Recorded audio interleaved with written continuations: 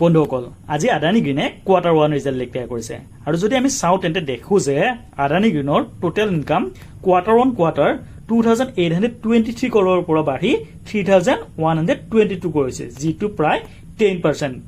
আৰু